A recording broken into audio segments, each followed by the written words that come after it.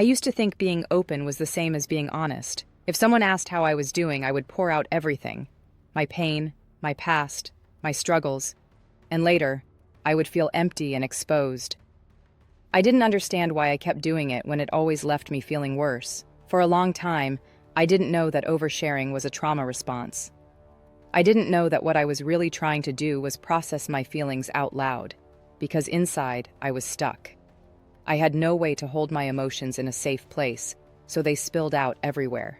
When you grow up without emotional safety, you don't learn how to calm yourself. You learn to reach outside yourself for help, hoping someone will finally understand.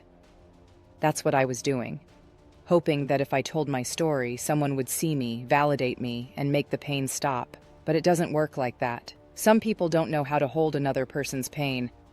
They mean well, but they get uncomfortable, or they change the subject, or they judge you quietly in their minds.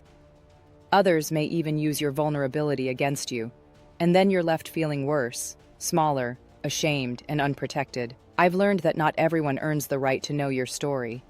Not everyone deserves access to the deepest parts of you. Your story is sacred.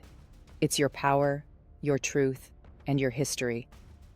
And when you hand it over too easily, it can make you lose a little bit of that power. Boundaries became one of the hardest lessons of my healing. At first, I thought boundaries meant being distant or cold, but that's not true.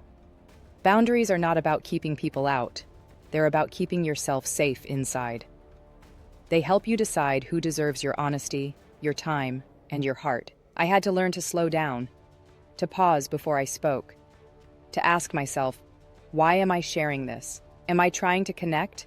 Or am I trying to be seen? Am I sharing because it's helpful?